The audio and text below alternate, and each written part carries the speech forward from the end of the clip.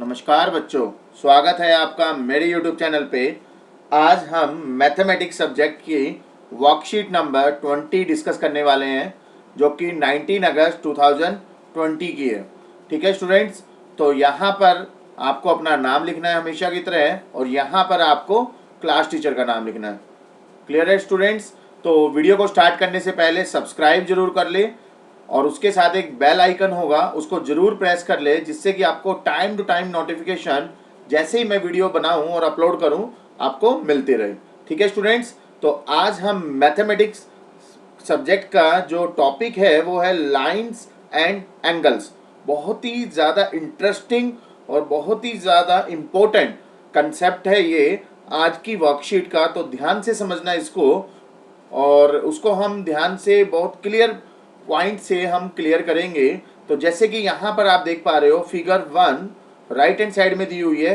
तो यहाँ क्या लिखा हुआ है बच्चों, ये इंग्लिश में इंग्लिश की वर्कशीट है मैथमेटिक्स सब्जेक्ट की, जो कि इंग्लिश के अंदर दी हुई है। तो इसको हम समझ रहे हैं। तो यहाँ पर दिया हुआ है students, lines A B and C D intersect at point O. तो आप यहाँ पर फिगर के अंदर देख रहे हो स्टूडेंट्स, यहाँ पर ये मैं बना देता हूँ, ये दो लाइन इंटरसेक्ट कर रही है कौन से पॉइंट पर? ओ पॉइंट पर। इसका नाम दिया है स्टूडेंट्स ओ। क्लियर है? तो ये दोनों की दोनों लाइन का नाम क्या है? ये ए बी लाइन है और ये बच्चों सी डी है। ठीक है, और ये किस पर इंटरसेक्ट कर रही है? ओ पॉइंट पर।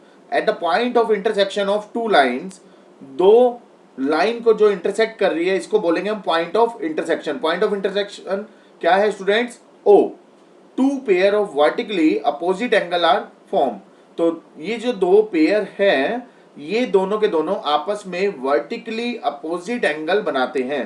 कौन कौन से? जैसे कि आप देख पा रहे हो फिगर के अंदर भी, और यहाँ मैं ड्रॉ कर रहा हूँ, ये 1 एंगल बना रहा हूं मैं, और इसका अपोजिट होगा ये 2। ठीक है स्टूडेंट्स, इसी तरह से ऊपर में बना रहा हूं, ये 3 है और इसका अपोजिट होगा स्टूडेंट्स 4। ठीक है, तो इस टाइप से आप यहाँ पर लिखा भी हुआ है, these angle are opposite to each other. ये दोनों के दोनों आपस में अपोजिट है। कौन कौन से?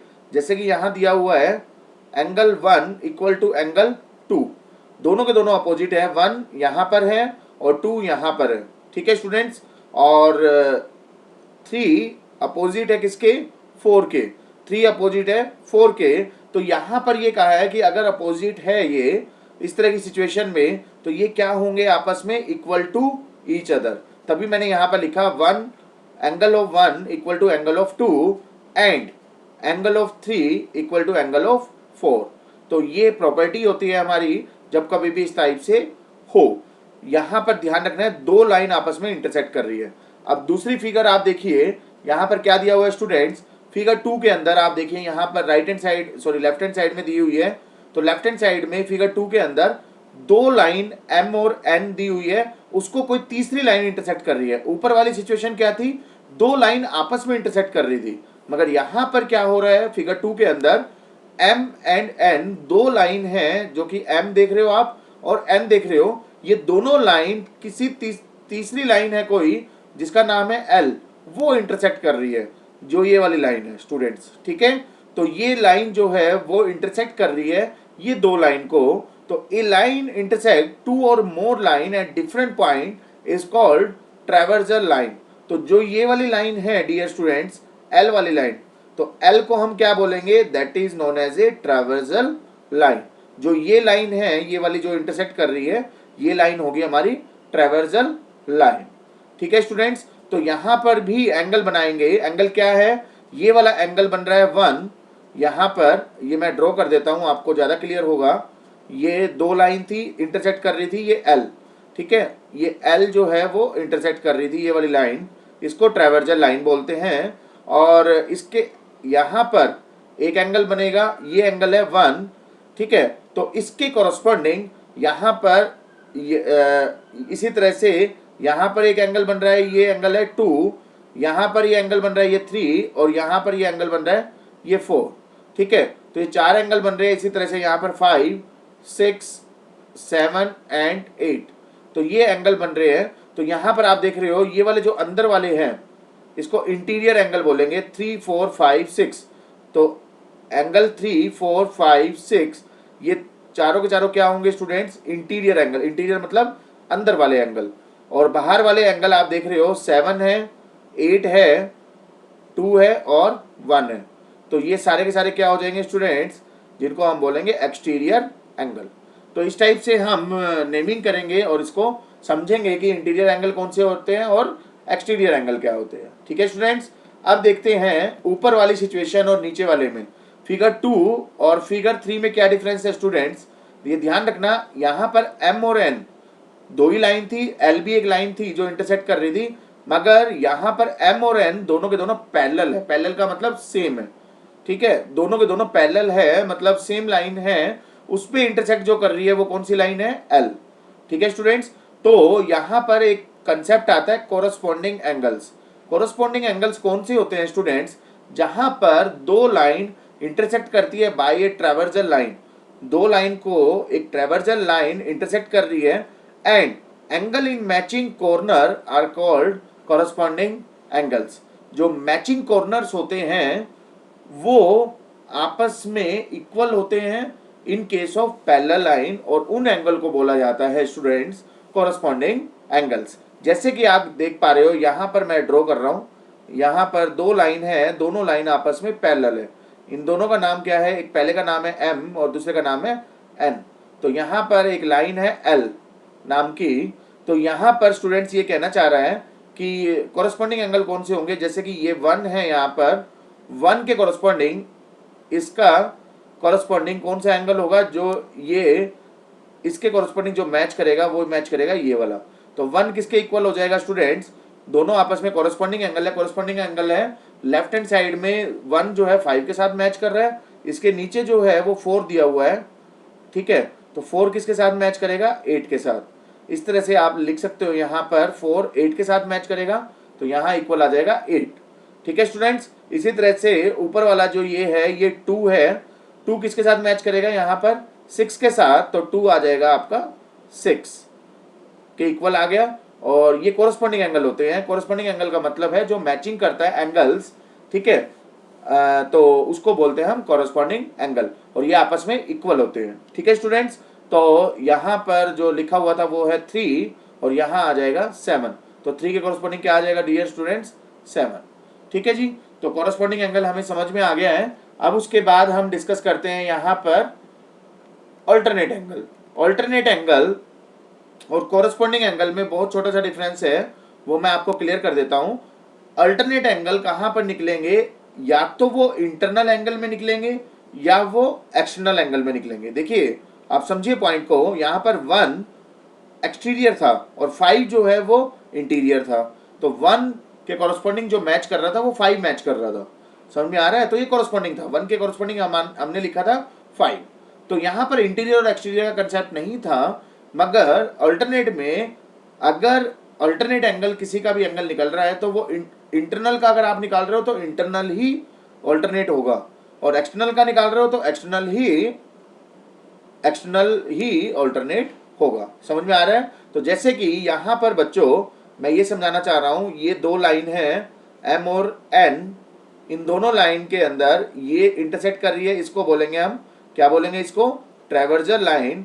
अब यहाँ पर मैं ये समझाना चाह रहा हूँ, ये 1 है, तो 1 के कोरस्पॉन्डिंग जो अल्टरनेट होगा, अल्टरनेट का मतलब देखिए डियर स्टूडेंट्स, दो लाइन इंटरसेक्ट कर रही है बाय ट्रावर्जल लाइन, बट यहाँ पर कह रहा है कि दो non adjacent angle which are on the same part. Same part का मतलब है अगर इंटरनल निकाल रहे हो तो इंटरनल ही होगा, एक्सटर्नल निकाल रहे हो तो एक्सटर्नल ही होगा, but an opposite side of the traversal line.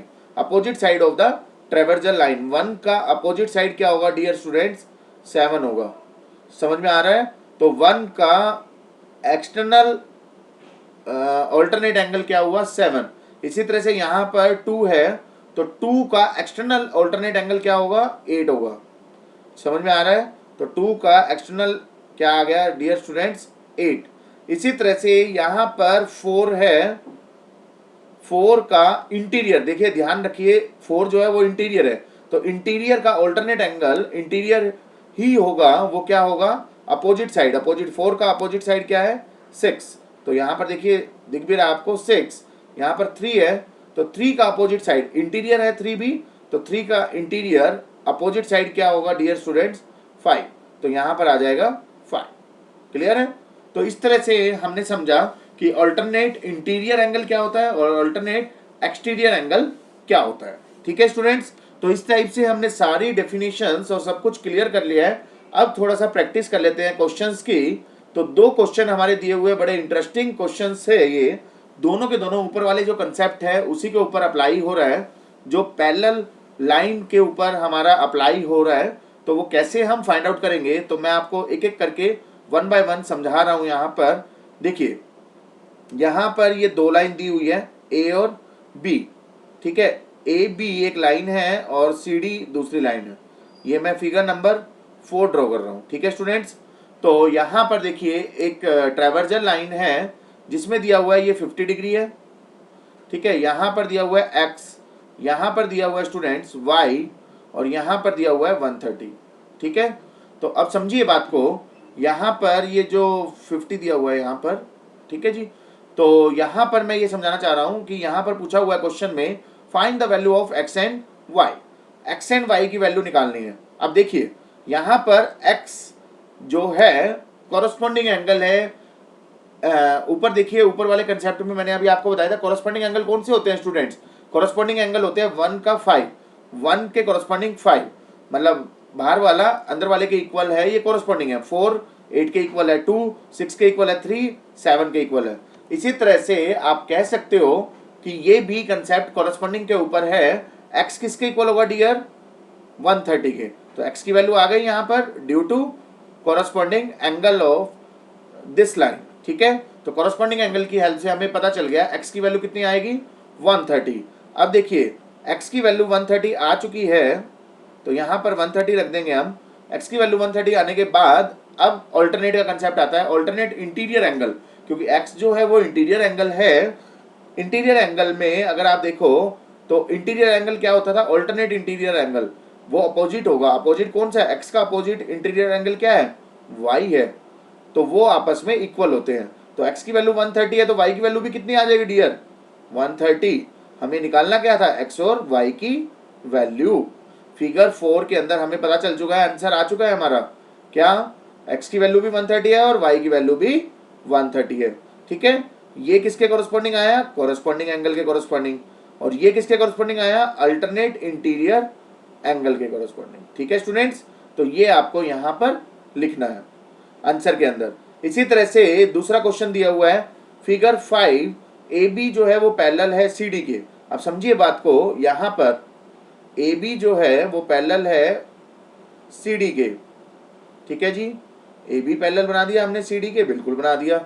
अब ये क्या कहता है, find the value of x and y, x यहाँ दिया हुआ है वाई यहाँ दिया हुआ है। तो देखिए 2 लाइन दी हुई है, ये इसको मैं ड्रॉ कर देता हूँ। पहली लाइन ड्रॉ की, तो यहाँ पर एक्स दिया हुआ है और यहाँ पर दिया हुआ है स्टूडेंट्स 50। ठीक है, और ये लाइन है P और यहाँ पर लिखा हुआ है Q। अभी मैंने ये वाली लाइन ड्रॉ की है समझाने के लिए। तो आप देखिए अभी हमने क्वेश्चन किया था अल्टरनेट इंटीरियर एंगल, तो x की value with the help of alternate interior angle की हेल्प से x की वैल्यू कितनी आ गई स्टूडेंट्स 50। ठीक है, x की वैल्यू कितनी आ गई 50, x की वैल्यू निकाल ली हमने। अब देखिए हमें किसकी निकालनी है y की। अब y किसकी हेल्प से निकलेगा, ये वाली लाइन से ड्रॉ होगा। तो y अगर आप समझो यहाँ पर, तो यहाँ पर ये वाली लाइन थी, ये पूरा का पूरा क्या है, यहाँ पर ये y है और ये 50 है, तो ये पूरा एंगल क्या बन जाएगा, पूरा एंगल बन जाएगा 50 प्लस y। ठीक है, ये किसके इक्वल होगा, ये वाली लाइन के 127, ऑल्टरनेट इंटीरियर एंगल, तो ये आ जाएगा 50 प्लस y इक्वल टू 127। ठीक है जी, समझ में आ गया होगा आपको, ये पूरा का पूरा एंगल बनेगा। और यहाँ पर दिया हुआ है 50, ये पूरा मैं बताना चाह रहा हूँ, ये वाली लाइन ड्रॉ होगी, ये जो रेड पेन से मैं ड्रॉ कर रहा हूँ। ठीक है, तो ये पूरा का पूरा एंगल बनेगा, ये किसके इक्वल होगा डियर 127 के।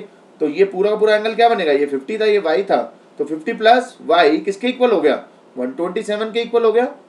तो y की वैल्यू आ गई students 127 minus 50, that is equal to the 77। तो y की वैल्यू हमारी आ चुकी है y की वैल्यू कितनी आ गई स्टूडेंट्स 77 और x की वैल्यू कितनी थी 50। This is your answer. ये है हमारा पूरी वर्कशीट का आंसर। 2 क्वेश्चन दिए हुए थे, बड़े अच्छे क्वेश्चन थे, आपको बस डेफिनेशन समझनी थी और उसके बाद इसको सॉल्व करना था। तो वीडियो को अगर आपको पसंद आई है तो लाइक जरूर करें, सब्सक्राइब जरूर करें और शेयर जरूर करें, जिससे कि बाकी स्टूडेंट्स भी इस वीडियो को कंप्लीट कर सके और टाइमली सबमिट कर सके। ठीक है स्टूडेंट्स, तो मिलेंगे नेक्स्ट वीडियो में नेक्स्ट वर्कशीट के साथ। अभी के लिए थैंक यू।